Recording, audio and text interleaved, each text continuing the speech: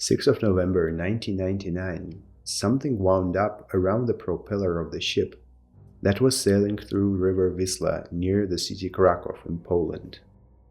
The next day, captain of the ship opened the valve to clean up the propeller so it would work properly. Usually it was some kind of rubbish that was swimming through the river and later got stuck around the ship propeller.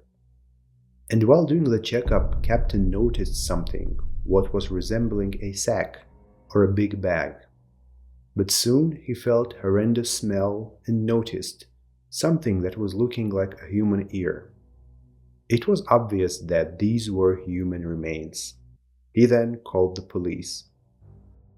When detectives arrived, first hypothesis was that this body belonged to a woman that drowned, and her body just wound up around the propeller few days after her death. But after remains were examined more closely, it became obvious that it wasn't a whole body, just a piece of skin from neck to lower waist, and it was cut off from the body. Also, it was done very precisely by a person that probably had some experience. Polish press, after finding out what happened, started calling this case Krakow's Silence of the Lambs, as what was done by the murderer was very similar to what was Buffalo Bill doing to his victims in the movies. 1 week after, 500 meters away from the place where initial remains were found, police discovered a leg, piece of a buttock, and a female clothes. DNA analysis have shown that all of the remains belonged to a student of University of Krakow, Katarzyna Zowada, who gone missing 12th of November 1998. Katarzyna was an ordinary student born in Krakow. She studied well and never had any problems with her parents.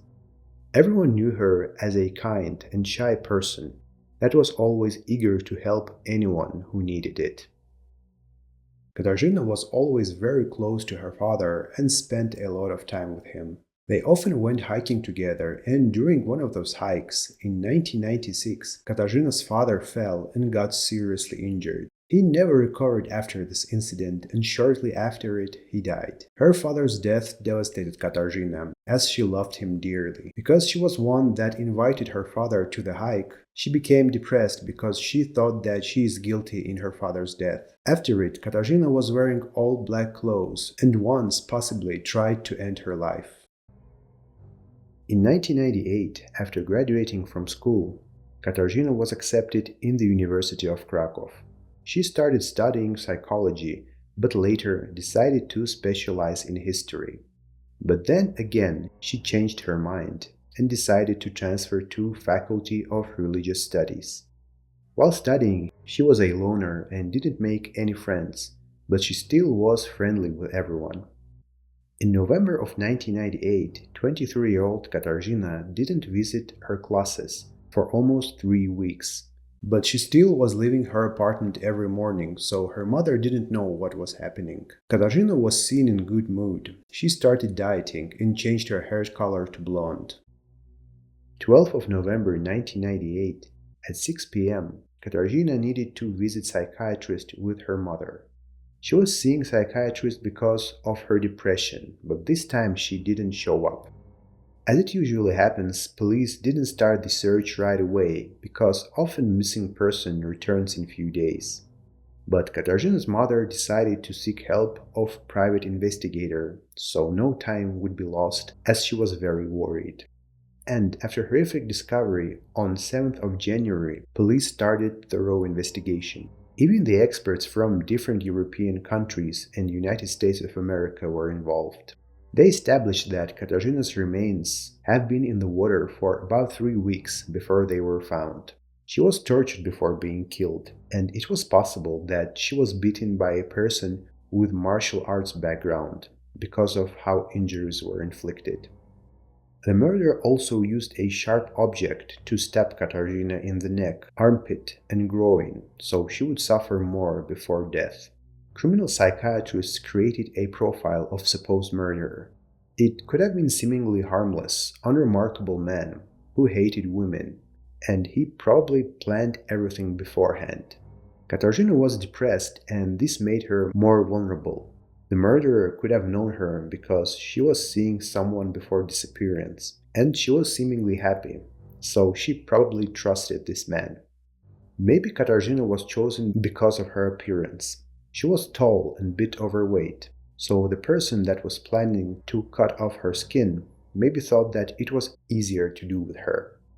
For months, investigation was going very slow, but 31st of May 1999, police have gotten a call where an older man said that there is a murder in his apartment.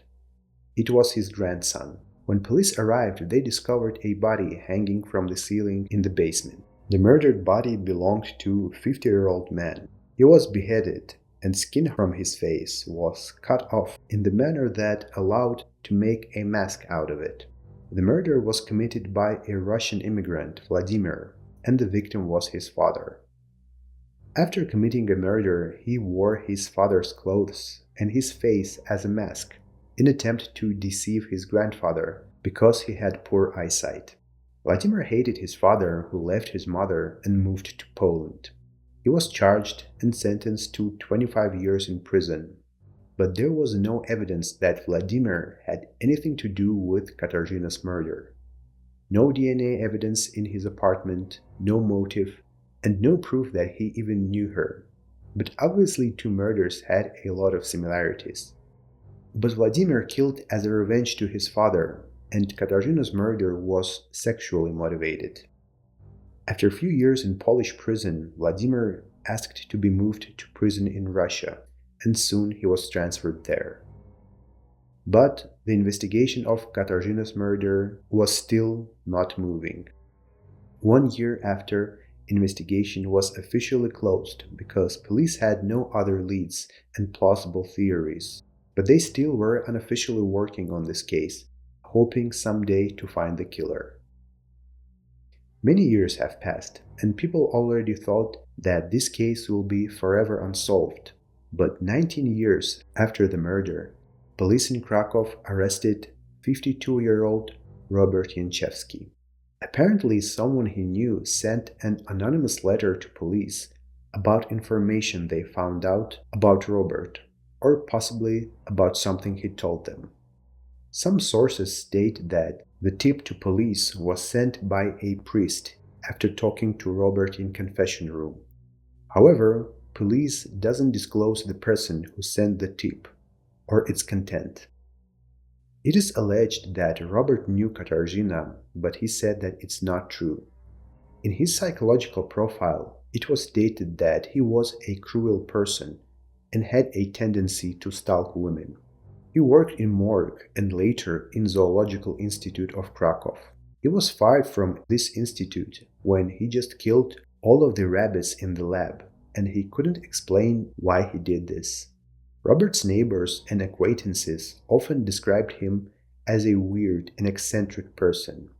Sometimes he was just putting on female clothes and was peeking through neighbors' windows.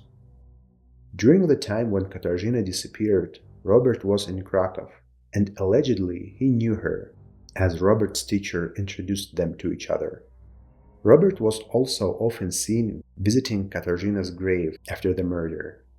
It is supposed that since 1999, Robert was suspected by the police, but they didn't have any valid evidence to convict him, and the anonymous tip that was made by Robert's friend or the priest was crucial. Detectives supposed that on the night of Katarzyna's disappearance, Robert came up to her apartment and then they left together. Then they went to Robert's country house on his car. It was located in the suburb of Krakow, and supposedly Katarzyna was held hostage there.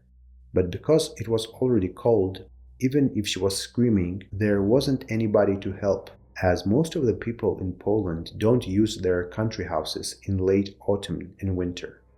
Robert was often training in gym and practiced martial arts, and it matched supposed murderer profile because of the wounds and injuries that were inflicted. It was even possible that while Katarzyna's skin was being cut off, she was still alive. During the police search, there were also bloodstains found in Robert's bathroom, but the blood was not identified.